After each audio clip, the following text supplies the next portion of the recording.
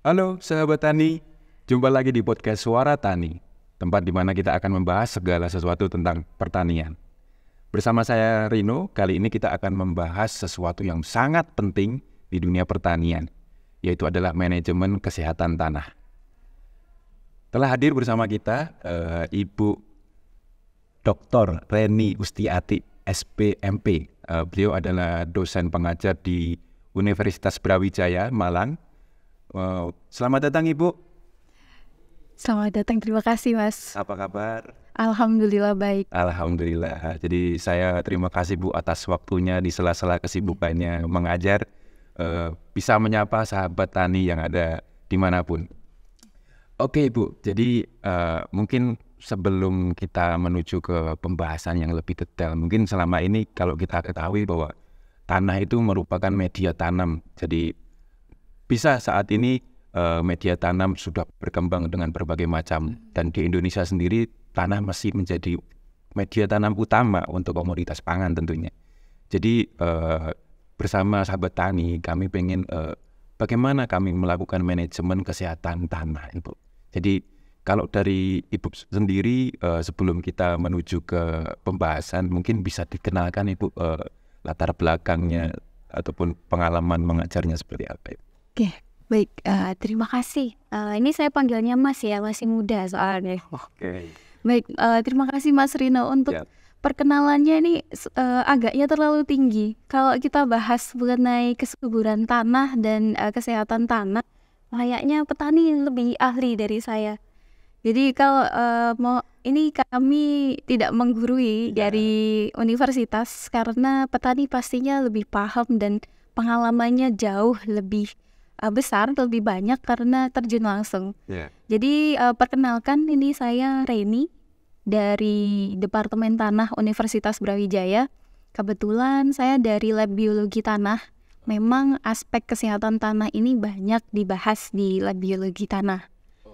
Ya, kemudian yang saya pelajari dari dulu ketika belajar di kampus itu mulai dari biologi tanah, dari pendidikan S1, kemudian S2-nya mengenai remediasi. Ya, kemudian S3-nya mengenai fitoremediasi. Oh, fitoremediasi. Merkuri, Bu. Iya, itu logam berat. juga dipelajari ya, logam berat di fitoremediasi Bu. Ya, fitoremediasi. Jadi fitoremediasi itu aktivitas secara sederhananya adalah membersihkan bahan-bahan beracun di tanah menggunakan tanaman. Oke, jadi sahabat tadi mungkin kita tidak salah narasumber, karena juga Ibu Reni juga ternyata fokus untuk membersihkan bahan-bahan beracun melalui tanaman ya, Bu, yang ada di dalam tanah. Ya. Oke Ibu, jadi kira-kira kalau petani saat ini mungkin di Indonesia, kalau Ibu tadi bilang bahwa pengalaman petani pasti lebih kuat ya Bu. Memang kalau kami biasa menyapa sahabat tani di lapangan, pasti petani sudah sangat paham. Mereka akan menentukan pupuk musim tanam ini pasti berapa. Mereka pasti punya, masing-masing petani saya yakin punya standar sendiri. Jadi, tapi kalau di sini Bu, jadi kami pengen mengembalikan ke istilahnya secara teori untuk mendukung dari pengalaman para sahabat tani ini agar lebih optimal lagi Bu untuk bercocok tanam, terutama menghasilkan hasil panen yang optimal. Nah, kalau dari sisi kesehatan tanah sebenarnya itu apa sih Bu? Jadi kalau bagi kami yang masih awam di dunia yang secara teori itu, bahwa kesehatan tanah itu perlu dijaga. Oke, baik. Jadi ini curhatan para petani. Iya. Kalau kita pengaduan masyarakat sama petani begitu, mesti yang ditanyakan sama. Kenapa produksi saya jadi semakin tahun itu semakin turun? Nah, itu sering Bu. Nah, itu sebenarnya adalah salah satu bukti, Mas, bahwa tanah itu sudah mengalami penurunan kesehatan. Mengalami penurunan kesehatan karena dia produksinya turun Bu. Oke. Iya. Idealnya, misalnya 20 tahun yang lalu, pakai benih yang sama, pupuknya sama. Kenapa hasilnya sekarang jadi lebih rendah? Ya kan, lokasinya sama. Kenapa bisa begitu? Nah, ini adalah salah satu bukti bahwa kesuburan tanahnya tadi itu menurun. Oke, jadi itu sebenarnya sudah tanda ya Bu ya, dari produktivitas yang sudah menurun itu sebenarnya adalah tanda bahwa kesehatan tanah sendiri mengalami penurunan ya. Betul. Kalau kita mengabaikan dari aspek serangan hama yang parah begitu ya, Ya. yang sampai menurunkan produksi. Tapi kalau kita introspeksi diri Ya. atau berkaca dari apa yang sudah dilakukan oleh bapak-bapak atau ibu-ibu petani Iya. telah menjalani pertanian dari mungkin mata pencaharian sehari-hari, kenapa dengan cara bercocok tanam yang sama hasilnya bisa menurun?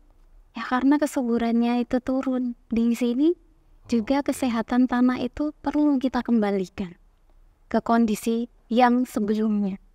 Oke, jadi penurunan tadi perlu adanya upaya untuk memulihkan kesehatan tanah. Betul. Nah, itu kalau dari komponen-komponen yang perlu kita pulihkan apa sih Bu? Sebenarnya kalau dari kesehatan tanah ini? Jadi kalau semisal kita jadi pasien, Ya. datang ke dokter, Ya. kan mesti ditanya, Mas keluhannya apa? Oke. Itu juga yang akan kita lakukan di tanah. Dari bukti penurunan produksi tadi, kita bisa cek, oh tanah ini waktu dulu digunakan untuk menanam dengan produksi yang tinggi, Ya. itu kondisinya apakah sama dari misalnya sifat fisiknya? Sifat fisik. Iya. Iya, Bu. Apakah ketika dulu diolah itu mudah? Ya. Misalnya dipakai cangkul sudah bisa, sekarang harus pakai bajak karena keras misalnya. Iya. Nah itu kan berarti salah satu gejala. Kayak misalnya kita ke dokter, apa keluhannya? Ini hidung saya tersumbat. Oke. Nah itu kan bisa jadi di tanah itu jadi tanda bahwa tanah ini itu sakit waktu kita obati. Jadi itu juga berpengaruh ya Bu ya ke kesehatan tanah ya. Betul. Kalau mungkin bahkan kalau zaman sekarang pasti saya yakin sahabat tani juga mengalami bahwa nggak cuma dicangkul Bu. Ada alat berat masuk, ada pengolahan lahan misalkan menggunakan traktor. Itu juga berarti juga berpengaruh secara fisik tadi Bu ya. Betul sekali. Karena Oke. tanah tadi itu dia punya ruang pori. Oke. Kalau ruang pori itu ada semacam rongga di dalamnya. Ya. Kemudian kalau kita lewati alat berat terus-menerus, rongga tadi tertekan. Nah ini yang menyebabkan tanah itu semakin sulit diolah. Oke. Ya kan Ya. Mas, kalau kita bertemu dengan petani, begitu mesti keluhannya sekarang dicangkul itu sudah semakin sulit. Traktor itu sudah jadi alat utama yang digunakan untuk mengolah, untuk menggemburkan tanah tadi. Jadi bisa dikatakan simpelnya berarti kalau tanah cenderung lebih subur itu lebih subur artinya bisa dikatakan juga lebih gembur itu juga bagus ya Bu ya. Betul sekali. Nah untuk mengembalikan tanah ke gembur tadi Iya. sekarang upayanya kan lebih besar. Oh. Nah tadi itu adalah salah satu bukti bahwa tanah ini sakit. Oke. Aspek fisiknya. Dari aspek fisik. Iya. Kita dari fisika ada tadi Ibu menyebutkan ada pori ya. Kemudian kepadatan. Betul. Mungkin kalau saya awamnya ketika tanah itu padat pasti akar itu susah untuk Susah menembus. ya.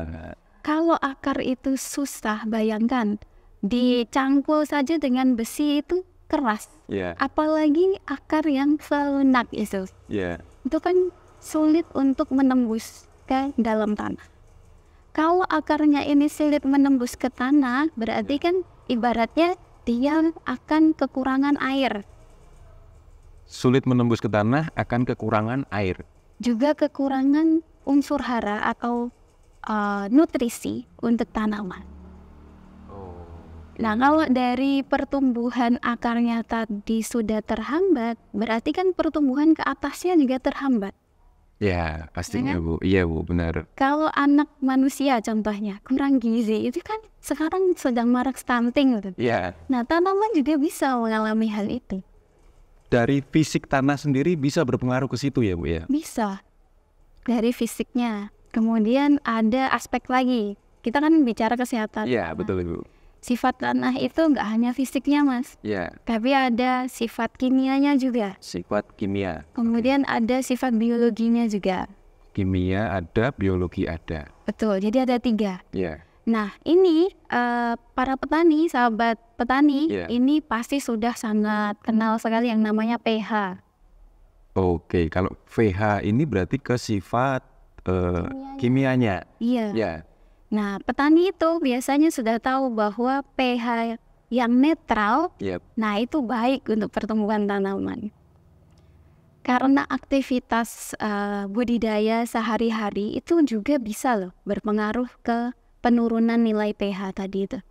Dari yang netral bisa menjadi masam.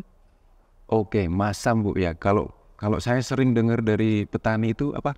Asem-asemen kalau petani Jawa bilang ya. Ya, betul. Oh, Jadi itu kalau dari istilah, tanah Ibu, ya, dari istilah secara teori itu Ya. nyebutnya masam. Masam. Karena nilai pH-nya turun. Nah, kalau sahabat petani pasti biasanya sudah kenal yang namanya pH. Kalau pH-nya rendah, begitu pertumbuhan tanamannya terhambat. Dengan nilai tadi tanahnya asam gitu, karena pH-nya rendah. Biasanya butuh dikapur.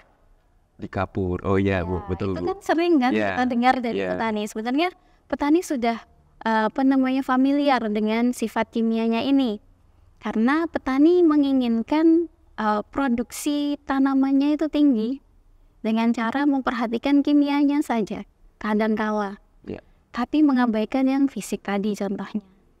Kalau pH sendiri Bu, ke petani banyak yang mengeluhkan. Sebenarnya apa yang menyebabkan ini? Ada yang menyebabkan tadi asam-asemen, atau kalau Ibu kan pasti pH-nya turun. Iya, betul. Yang menyebabkan asam-asemen ini salah satunya adalah kebiasaan sama persepsi, anggapan. Ya. Anggapan dari petani bahwa tanaman itu tidak sehat kalau tidak hijau. Oke, tidak sehat kalau tidak hijau. Ya, Ya. padahal kalau hijau itu kan hanya kenampakan saja, toh. Hanya kelihatan dari permukaan. Ya. Jadi sering sekali diaplikasikan pupuk N, contohnya urea. Nah, itu oke. salah satu kebiasaan yang menyebabkan tanah itu asam-aseman. Karena terlalu banyak tadi Iya. Bu. Jadi begini, tanaman itu kayak manusia sebenarnya. Ya. Kita kalau makan sehari 3 kali, pagi, siang, sama malam. Ya. Nah, tanaman itu butuh misal unsur N dari Iya. urea itu sekian gitu. Ya. Kemudian harusnya dong diberikan sesuai dengan kebutuhannya. Misal Iya. pagi sarapan 1 piring, kemudian siang 1 piring. Nah, tanaman di awal pertumbuhan mungkin dosisnya sekian. Ya. Kemudian di fase vegetatif sebelum vegetatif akhir, sebelum muncul bunga misalnya itu Iya. butuh pupuk lagi. Nah, kalau petani dengan anggapan tanaman itu sehat kalau hijau, Ya. itu kan seolah-olah kita itu disuruh makan 3 piring sekaligus di waktu sarapan untuk Oke. jangka waktu sehari. Ya. Bayangkan itu tanaman juga mengalami hal itu. Jadi terlalu banyak tetap tidak bagus Bu ya untuk Iya. tanaman. Akhirnya kan kalau ini ibaratnya manusia, kita disuguhi 3 piring untuk Iya. sarapan, paling mampu menghabiskan 1 piring saja. Nah, tanaman juga begitu, Mas. Jadi yang dibutuhkan tadi saja yang diserap, sisanya terbuang. Oke. Nah, ini yang terbuang ini bersarang di tanah dalam jangka waktu yang lama, menyebabkan tanah itu asam-aseman tadi. Oke. Jadi terlalu banyak penggunaan urea juga tidak bagus karena impactnya atau menjadi penyebab menurunkan pH tanah, jadi tidak sehat. Kalau cara menanggulanginya ataupun pasti karena tadi petani belum hijau harus dipupuk, misalkan mudahnya urea harus banyak. Berarti petani harus seperti apa Bu? Menunggu hijau yang bagaimana petani harus memupuk menggunakan ureanya tadi Bu? Baik, sebenarnya begini Mas. Jadi kelihatan hijau, Iya. hijau sekali, Iya. itu bahkan menjadi salah satu tanda bahwa tanaman itu keracunan. Oh gitu Bu? Iya, jadi kalau warna tanaman itu hijau tua, Iya. itu salah satu tanda tanaman ini keracunan N. Oke. Karena tadi kalau ibarat sederhananya, analogi sederhananya adalah kita itu butuh makan sehari 3 kali tadi. Iya. Tapi kan ada proporsinya. Ada waktu-waktu di mana kita butuh. Iya. Tanaman itu juga begitu. Nah, ketika 3 piring diaplikasikan di satu waktu tadi misalnya, nah itu tanaman bisa keracunan di situ.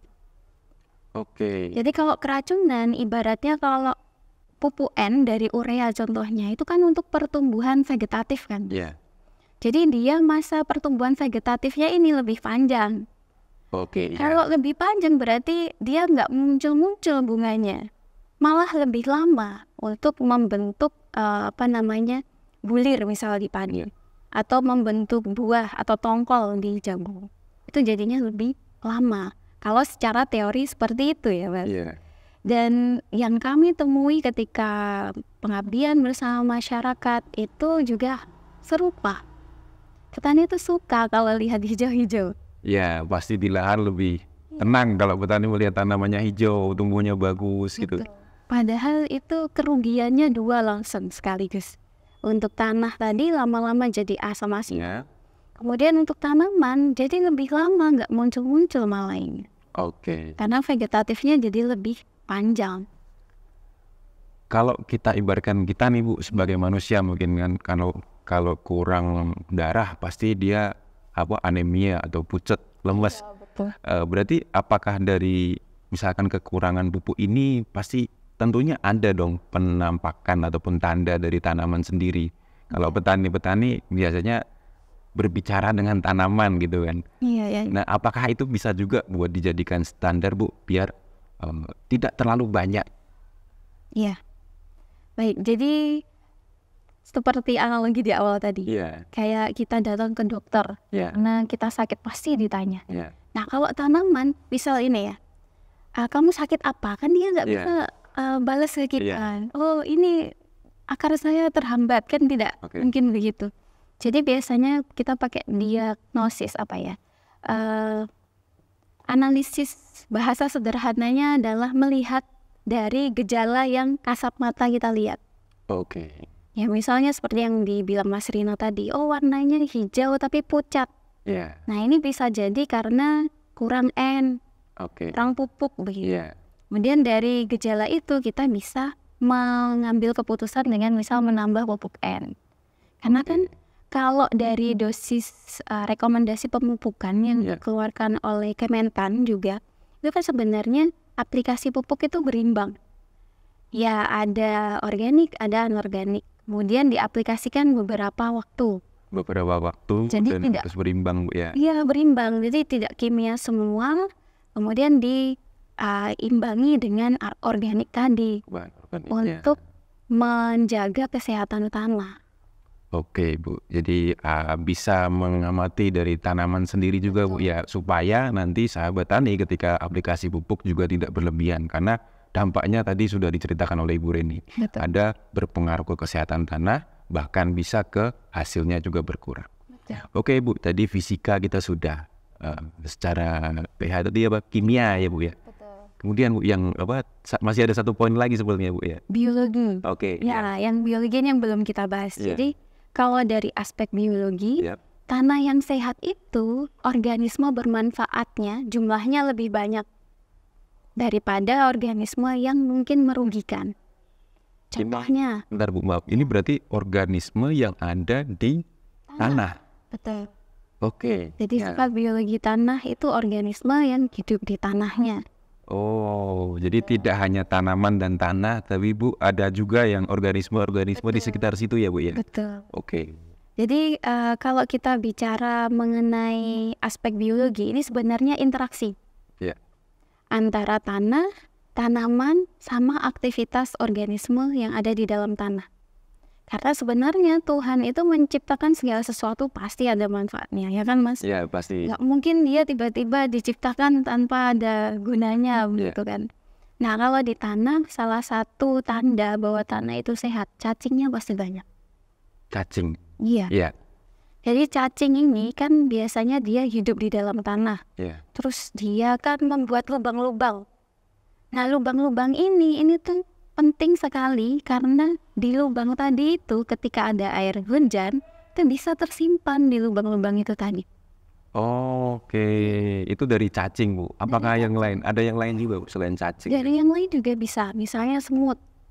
Semut itu kan juga membuat rumah di dalam tanah. Nah, aktivitas dia bergerak di dalam tanah itu pasti meninggalkan lubang-lubang. Nah ini yang penting untuk menjaga kesehatan tanah. Karena bisa diisi air, bisa diisi bahan organik di situ. Oke, jadi organisme itu juga kita harus jaga juga berarti ya Bu ya? Betul. Jadi ada organisme di tanah itu bukan hama yang harus kita, kalau tadi istilahnya dibasmi. Ya. Tapi kalau kami di kampus itu tidak boleh bilang dibasmi. Ya, tapi dikendalikan. Oke, dikendalikan ya Bu ya? Dikendalikan, iya. Jadi organisme di tanah tadi itu memberikan manfaat. Kalau yang kasat mata kita bisa lihat ada semut, ada cacing. Nah, yang tidak kasat mata, makhluk halus ini ya. Iya. Tapi makhluk halus bukan yang bangsa astral ya. Tapi makhluk halus karena kita butuh alat untuk alat bantu untuk melihatnya. Misalnya mikroskop. Nah, di situ ada mikoriza, ada bakteri, kemudian ada fungi. Di mana kita tidak bisa melihatnya kasat mata, tapi dia itu menjalankan peran membantu menyuburkan tanah. Oke, membantu menyuburkan tanah dari mikroorganisme yang ada di tanah tadi. Betul. Itu menjalankan perannya masing-masing. Tadi ada cacing yang menggemburkan, terus ada bangsa apa itu yang makhluk halus. Makhluk halus tadi, ya itu juga berpengaruh juga Bu. Ya, artinya ada yang bermanfaat untuk ke kesehatan tanahnya. Betul. Oke, jadi ada 3 komponen tadi, fisika, kemudian pH tanah dari kimia, yang ketiga adalah biologi. Dari ketiga komponen tadi Bu, kalau para sahabat tani pasti akan bertanya langsung, gimana caranya menjaga kesehatan tanah dari 3 komponen tadi? Dari 3 komponen iya Bu, langkah-langkah yang mungkin kalau petani, mungkin bagi petani jagung, apa yang harus kami lakukan untuk bisa menjaga 3 poin tadi Bu? Baik, kalau dari aspek fisik, misalnya karena sering diolah, tanah itu jadi semakin padat. Nah, kalau padat, ruangan atau rongga di dalamnya tadi itu juga tidak ada. Sehingga tidak ada tempat untuk air dan udara itu berada. Karena udara itu juga penting, karena itu juga bernafas. Kemudian organisme di dalam tanah tadi yang baik, ada cacing, ada semut, kemudian yang lain itu juga butuh ruang-ruang tadi untuk tempat tinggal. Nah, kalau semakin sering diolah di sini, ruang-ruang tadi itu berkurang. Karena tanahnya memadat. Kemudian bagaimana cara menjaganya? Yang pertama dengan menurunkan frekuensi keseringan dalam melakukan pengolahan tanah tadi. Jadi misalnya kalau setahun itu nanam 4 kali, diolah 4 kali, itu bisa diturunkan. Justru itu adalah upaya untuk menjaga Bu ya, dengan menurunkan pengolahan tadi Bu ya. Jadi kalau secara teori intensif pengolahan tanah itu tidak baik. Jadi yang baik itu adalah minimum. Minimum, pengolahan tanah yang minimum. Karena pengolahan tanah yang minimum. Kalau petani jagung rata-rata Bu, mungkin sekarang sudah ada istilahnya, kalau petani biasa menyebutnya tanpa olah tanah. Jadi mungkin mereka satu tahun paling cuma olah tanah 1 kali. Untuk musim berikutnya mereka tidak olah tanah. Baru nanti ketika musim penghujan mau datang, mereka mulai olah tanah lagi. Justru itu adalah salah satu juga Bu ya, untuk upaya untuk menjaga kesehatan secara fisika tadi Bu ya. Betul. Jadi itu upaya. Jadi kalau bisa diturunkan dan tidak perlu intensif, itu malah lebih baik. Jadi misal kalau hanya perlu mengolah di sekitar perakaran, karena kan tadi akar itu sulit menembus kalau tanahnya keras. Ya itu kan secara kesehatan tanah menguntungkan, dari aspek tenaga kerja juga sebenarnya lebih menguntungkan. Tapi kadang petani kita itu rajin, Mas. Kok saya mau nanam tapi saya kok nggak ngapa-ngapain ya? Kayaknya ini harus diolah ya. Kadang ada petani yang begitu. Padahal semakin sering kita mengolah itu tidak baik untuk kesehatan tanah. Semakin sering mengolah juga tidak baik. Jadi artinya yang selama ini sahabat tani sudah menggunakan sistem TOT itu justru bisa menjaga kesehatan tanah. Ya, itu upaya secara fisika Bu. Kemudian secara selanjutnya Ibu ada lagi? Ada banyak sebenarnya Mas. Jadi tadi dari aspek menurunkan pengolahan tanah. Kemudian yang kedua, kita bisa mengembalikan sisa panen itu ke lahan. Sisa hasil panen ke lahan. Iya. Seperti apa, Bu? Umumnya begini, misalnya kita nanam di suatu lahan, kita panen jagung itu, tongkol jagungnya, kemudian kita panen juga tumbuhan tanamannya tadi sebagai pakan sapi misal.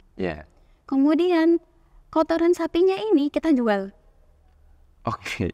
Nah, ini berarti tidak mengembalikan biomasa sisa ke dalam lahan. Harusnya kalau tongkolnya sudah dipanen, kemudian jagung pipilnya diambil. Nah, ini tongkolnya tadi, kemudian sama batang dan daunnya itu bisa dikembalikan lagi. Kalau kita tidak mungkin mengembalikan biomasa langsung gitu ya Mas, ibaratnya kalau orang Jawa ngergeti. Karena berserak di lahan ya. Itu kan bisa dikomposkan dulu, atau kalau tidak mungkin dikomposkan dulu, dijadikan pakan ternak tadi. Nah, pupuk kandangnya ini nanti dikembalikan lagi ke lahan. Itu namanya mengembalikan biomasa ke lahan. Jadi demikian. Bahan sisa yang ada di hasil panen tadi diolah ataupun dijadikan, kalau di petani mungkin sebagian sudah mulai membuat kompos, kemudian hasilnya kalau bisa dikatakan itu adalah bahan organik yang biomasa yang kita kembalikan ya Bu ya, karena itu organik. Jadi, saya menyebutnya biomasa Bu ya, kalau bahan organik. Ya, kalau di petani yang awam bahan organik itu betul. Jadi pupuk organik ya. Kemudian Ibu secara bahan organik, kemudian ada lagi Bu kira-kira? Jadi tumpang sari. Tumpang sari itu juga sangat bagus. Kalau di suatu lahan itu misal jagung semua, itu kan kalau dari segi hama dan penyakit itu rawan sekali terserang hama dan penyakit. Kalau kita bisa kombinasikan misalnya jagung dengan kacang, nah kacang ini ternyata sangat penting untuk kesuburan tanah juga. Jadi kacang itu dia bisa berasosiasi, ada kerjasama dengan organisme di tanah itu untuk mengambil unsur N yang biasanya dari urea itu, ini tuh dari alam. Jadi dia bisa produksi sendiri dengan kerjasama tadi itu. Nah, kalau bisa menumpang sarikan dengan lebih dari satu tanaman, itu bisa hemat juga di pemupukannya. Karena ada kolaborasi ya Bu antar tanaman, karena mensuplai hara juga Bu ya. Bu, jadi berikut sahabat tani beberapa langkah untuk menjaga kesehatan tanah ya. Jadi penting bagi kita untuk menjaga itu karena pengaruhnya ke hasil panen. Ibu, ini mungkin kalau manajemen kesehatan tanah kita sudah tahu ada beberapa 3 poin tadi Bu ya, dan semuanya saling berhubungan tentunya Bu ya. Sama ada lagi Mas. Apa Bu? Rotasi tanaman. Rotasi tanaman, Jadi kalau kita setahun itu kalau irigasinya bagus kan bisa nanam padi sampai 4 kali kan? 4 kali, Nah itu ternyata tidak bagus untuk kesehatan tanah. Perlu kita ganti tanaman dulu untuk mengembalikan kesuburan tanah. Salah satunya dengan dirotasi Bu. Berarti bagus dong Bu, karena beberapa daerah saya sudah melihat bahwa mereka biasanya tanam padi 2 kali. Masih musim penghujan ya Bu ya, 1, 2, kemudian musim ketiganya mereka ganti beralih. Ada berbagai macam Bu, ada yang ke kacang hijau, kemudian ada juga yang pangan juga yang ke jagung. Berarti itu juga termasuk upaya Bu ya, untuk menjaga kesehatan tanah. Untuk menjaga kesehatan tanah. Kemudian kalau bisa juga ada periode istirahat. Iya. Jadi kalau misalnya ya kita diforsir 365 hari dalam setahun harus kerja terus begitu kan stres gitu. Taman juga bisa stres gitu. Jadi perlu diistirahatkan. Mungkin antara periode tanam sebelumnya dan setelahnya itu ada jeda. Iya, kayak kalau saya lihat di lapangan itu kan petani setelah panen jagung itu kan diistirahatkan bentar. Bu. Dengan mengeringkan tongkol jagung di lahan. Nah itu juga salah satu periode mengistirahat. Jadi apa yang dilakukan petani sebenarnya juga sudah masuk ke langkah itu ya Bu ya. Terima kasih Bu. Kemudian Ibu, ini kalau ini pasti titipan dari para sahabat tani yang di lapangan nih Bu. Jadi kalau sekarang ini banyak yang mengeluhkan, ada pernah yaitu pupuk langka. Kemudian ada yang bilang, Mas pupuk mahal. Nah, Betul. kira-kira kalau dari saran dari Ibu, solusinya kira-kira untuk bisa menanggulangi, mungkin tidak akan sepenuhnya mensubstitusi atau menggantikan, tapi gimana cara untuk meringankan seperti itu Bu? Baik, jadi masalahnya selain mahal, ternyata nggak ada barangnya yang mau dibeli. Iya, itu. Nah, itu memang keluhan, Mas. Jadi kalau saya ditanya begitu, memang pemupukan berimbang tadi itu menjadi salah satu solusi. Karena kalau semisal kita mau ganti 100% ke pupuk organik, itu kalau langsung setelah pakai kimia terus, kemudian diganti organik semuanya, itu pasti akan gagal. Karena kebutuhan unsur haranya tidak terpenuhi. Betul sekali. Makanya kalau yang saya pelajari ini dari sahabat petani juga, sahabat petani organik, itu biasanya dari pertanian konvensional atau yang biasanya pakai pupuk kimia itu, sebelum beralih ke organik, untuk dapat sertifikasi organik tadi, ada periode transisi, di mana pupuk kimia ini diturunkan dosisnya perlahan, digantikan dengan pupuk organik. Jadi misal untuk padi itu 300 kilo N dari urea, nah itu bisa diturunkan 300 kilonya tadi itu, kekurangannya tadi itu ditambahkan dari pupuk organik. Jadi disubstitusi, digantikan, tapi tidak mengurangi kebutuhan tanaman. Jadi tanaman masih tetap dipenuhi kebutuhannya, tapi bentuknya yang dibedakan. Kalau yang biasanya dari kimia saja sumbernya, ini dari organik juga. Begitu. Jadi tetap dengan porsi makan yang sama untuk tanaman, tapi jenis makanan ditambahkan. Bedakan. Tapi tidak mengurangi proporsi kebutuhan tadi. Apakah sudah ada Bu teknologi-teknologi yang sederhana? Mungkin kalau sahabat tani pasti butuh yang simple karena Mas betul. Jangan ribet-ribet. Jangan betul. Ya mungkin yang praktis. Yang praktis-praktis untuk petani mungkin seperti apa Bu ya? Kira-kira apakah kalau kompos ataupun penggunaan pupuk kandang sejauh ini di lapangan di petani pasti sebagian besar yang punya ternak pasti sudah bisa mengaplikasikan. Mungkin ada teknologi-teknologi selain itu Bu yang mungkin bisa dipraktekkan oleh sahabat tani yang ada di manapun ini Bu. Baik, jadi ini belajar dari sahabat tani petani organik ya. Jadi beliau ini mengaplikasikan juga pupuk hayati. Pupuk hayati Bu. Jadi pupuk kimia, pupuk organik dan pupuk hayati itu sebenarnya berbeda. Tapi tujuannya sama. Menambah atau menyediakan makanan tadi untuk tanam. Kalau kimia kan sudah jelas. Makanannya ibaratnya kalau di manusia mungkin yang cepat saji, junk food gitu ya, yang cepat saji, tapi kan tidak sehat kan. Nah yang organik ini dia tidak cepat saji, dia menyediakannya lebih lama, tapi berkesinambungan.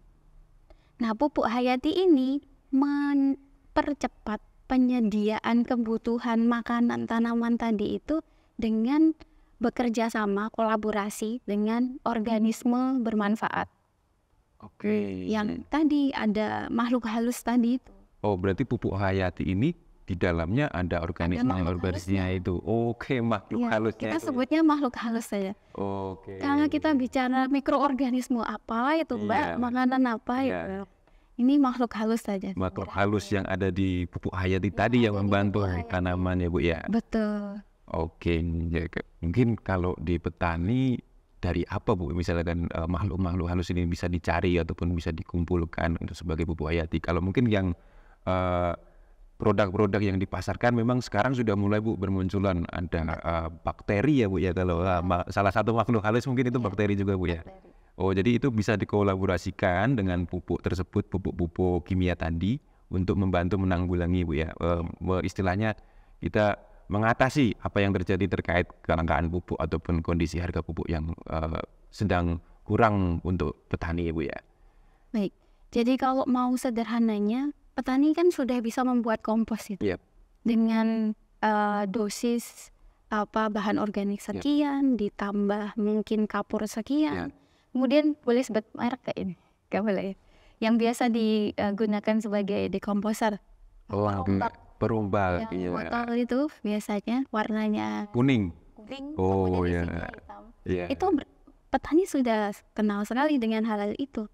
Nah, sebenarnya kandungan di dalamnya itu juga diambilnya bisa dari tanah, bisa juga dari bahan. Oke, jadi di situ pun sudah ada sebenarnya makhluk halus yang disebutkan dari ini. Sudah ada. Sudah disediakan, jadi cukup bagus. Jadi bahan organik yang tadi hasil kompos tadi pun sebenarnya sudah ada makhluk halusnya di situ, Bu, ya, untuk membantu menyuburkan tanah. Nah, kita hanya tinggal menyediakan tempat hidup yang nyaman bagi makhluk halus tadi. Dengan cara salah satunya ya ditambah bahan organiknya, karena itu adalah makanan mereka. Jadi kalau ditambah bahan organiknya, kemudian makhluk halusnya ini senang, makanannya banyak, dia akan bekerja untuk menyuburkan tanah. Ya kan, Mas? Jadi ibaratnya orang itu betah hidup kalau kebutuhannya dipenuhi. Nah, makhluk halus di tanah itu juga begitu. Jadi dibuat nyaman, Bu, di situ ya, lingkungannya bagus, mendukung. Bu, satu lagi, Bu, NK itu ada namanya aplikasi petani apps, Bu. Jadi mungkin sahabat tani sudah cukup familiar dengan aplikasi itu. Jadi di dalam aplikasi tersebut, Bu, sebenarnya sudah ada rekomendasi pemupukan, rekomendasi perhitungan jumlah benih yang digunakan. Jadi termasuk gejala-gejala tanaman yang kekurangan. Tadi ibunya kan tanaman bisa berbicara karena mereka akan menampakkan gejala. Di situ juga sudah ada, Bu. Jadi di petani ini dengan dalam genggaman tersebut, di aplikasi tersebut, petani sebenarnya sudah dipandu, dipandu untuk mengelola lahannya, mengelola tanamannya. Jadi ketika tanaman Anda yang warnanya kuning kurang apa, sebenarnya sudah dipandu di situ, Bu. Dan bahkan sebenarnya ada fitur tambahan lagi di situ yang paling penting adalah dosis pupuk. Jadi di situ ada dosis pupuk, istilahnya kalkulator pupuknya, Bu. Nah, di situ digunakan dengan rumus dari perhitungan dosis dari Nebraska University. Jadi di dalam situ kita petani nantinya ketika mau memupuk sudah dipandu untuk memasukkan dosisnya, Bu. Jadi masukkan luas lahannya berapa, kemudian hasilnya akan mencapai berapa. Cuman, Bu, yang jadi tantangan adalah di situ petani harus memasukkan kondisi awal kesuburan tanahnya, karena ada beberapa komponen yang harus dimasukkan. Misalkan kalau tidak salah ada N-nya berapa, ada P-nya berapa. Nah, itu kalau petani pasti tentunya, Mas, ini saya dapat angkanya dari mana? Nah, apakah ada metode untuk petani, membantu petani untuk mendapatkan hal itu? Karena itu jadi kita sudah siap dengan petani apps ini, Bu, untuk membantu para petani sahabat tani untuk bercocok tanam. Kira-kira apakah ada teknologi untuk bisa mendapatkan data seperti itu, Bu? Apakah bahkan mungkin kalau bisa dikatakan apakah untuk seluruh Indonesia, apakah ada data khusus yang menyediakan tentang kesuburan tanah ataupun kandungan dari hara masing-masing wilayah seperti itu, Bu? Baik, kalau teknologi diagnosis cepat begitu banyak, tapi hasilnya hanya tinggi, sedang, rendah begitu. Itu secara apapun istilahnya, jadi cuman tinggi, rendah, ada range-nya berarti, Bu, ya? Kalau yang di petani apps tadi itu kan harus memasukkan angka ya. Nah, angka ini kan tidak bisa dikira-kira dari tinggi, sedang, rendah tadi. Bisanya kalau dari secara prosedur ya, berarti diambil tanahnya, kemudian kita analisis di lab. Di lab-lab universitas itu biasanya menyediakan jasa. Kalau data misalnya yang diperlukan N, P, K itu bisa dimasukkan, dan kalau saya rasa masih ekonomis. Tapi terakhir di tahun 2023 itu juga ada dosis rekomendasi pemupukan per kecamatan. Sudah ada per kecamatan, Bu, ya? Intinya ini BSIP kan namanya, di bawah Kementan itu sudah merekomendasikan itu berdasarkan karakter tanahnya tadi itu. Oke, dari karakter tanahnya nanti akan ada rekomendasi ya Bu ya per kecamatan Bu ya. Per kecamatan. Oke. Itu kemarin saya akses datanya diterbitkan tahun 2023 kemarin kalau tidak salah. Di situ sudah ada dosis pemupukan per kecamatan. Tapi tanamannya masih spesifik. Oke, spesifik ya Bu ya. Jadi belum misal nanti kalau sahabat tani pengen pakai petani apps itu untuk tanaman khusus, Iya. misalnya kedelai. Kalau di rekomendasi itu ada bisa dipakai. Tiba-tiba tanamannya tidak terdaftar di situ. Nah itu memang perlu data tadi untuk dimasukkan. Apakah bisa Bu petani misalkan Mas area saya ladang saya pengen analisa sendiri buat masukkan ke data itu kira-kira harus kemana Bu kalau untuk petani sendiri biar bisa dapat datanya Bu? Karena kalau pakai alat-alat mungkin yang sekarang sudah beredar di pasaran Bu, alat uji kesuburan tanah mungkin tadi Bu sebutkan bahwa itu baru masuk ke tinggi, rendah, sedang ya masih dalam bentuk range. Apakah bisa Bu petani misalkan melakukan uji tanah sendiri, bawa sampel tanahnya ke laboratorium atau seperti apakah sudah ada yang bisa mengakomodir ini Bu? Baik, kalau di lab-lab universitas itu biasanya bisa Mas. Bisa Bu Karena ya? ini range-nya bagi sahabat tani di Jawa Timur ya. Yap. Kita punya Universitas Brawijaya, Oke. kita punya laboratorium di Departemen Tanah itu yang bisa menganalisis NPK. Yap. Dan itu per parameternya tidak sampai 50.000. Jadi kalau mau 3 sampel berarti mungkin modalnya 150.000 itu. Oke, jadi sahabat tani terjangkau saya bisa dengar rasa. sendiri ya. Jadi secara range harganya sebenarnya untuk komponen-komponen yang akan di labkan itu masih cukup terjangkau karena ini bisa digunakan untuk jangka panjang ya Bu ya. Bisa untuk beberapa tahun ke depan ini Bapak sahabat tani semuanya bisa mengetahui kondisi kesehatan atau kondisi kesuburan tanah awalnya seperti apa. Dan ini bisa dijadikan acuan, bisa sahabat tani masukkan ke fitur dari petani F tadi bisa mendapatkan kalkulator ya datanya dosis pupuknya berapa. Ini bisa dijadikan panduan untuk pupuk ke depan. Betul. Jadi kalau punya datanya di lokasi pertanian sahabat tani itu akan lebih akurat. Iya. Karena rekomendasi itu kan didasarkan dari data yang lebih luas. Iya, Jadi Bu. universal. Iya. Tentu sesuai, Iya. betul cocok begitu. Kalau bisa analisis sendiri nantinya akan lebih akurat. Karena itu sesuai dengan kondisi setempat. Iya. Jadi kalau saya boleh merekomendasikan, ini bukan dalam rangka promosi kampus kami, Iya. tapi di laboratorium, beberapa laboratorium di kampus kami, tidak hanya di Departemen Tanah, itu bisa mengujikan parameter-parameter tadi. Kalau mungkin sahabat tani dari daerah di luar Malang bisa coba dikontak di universitas terdekat atau kampus-kampus terdekat. Pasti melayani parameter-parameter tersebut. Kalau ada fakultas pertaniannya, karena itu kan penting sekali data itu di pertanian. Oke Bu, jadi kalau berdiskusi terkait kesehatan tanah, kesuburan, pupuk, semakin banyak kita mendengar pasti kita akan semakin banyak pengen tahu Bu.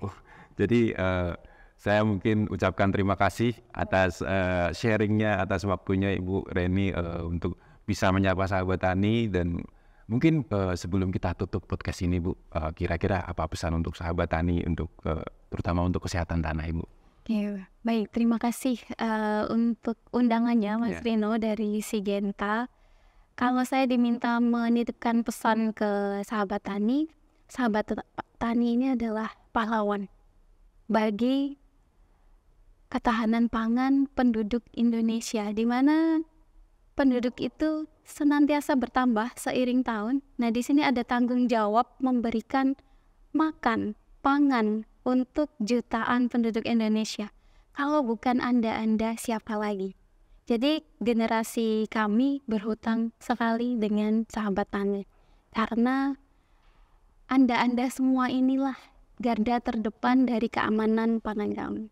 Terima kasih. Oke, luar biasa Ibu. Terima kasih atas pesannya. Jadi sahabat tani, menjaga kesehatan tanah adalah merupakan investasi jangka panjang karena di situ sahabat tani kita akan mendapatkan hasil yang optimal dan berkelanjutan. Terima kasih Ibu sekali lagi atas waktunya dan juga terima kasih kepada sahabat tani.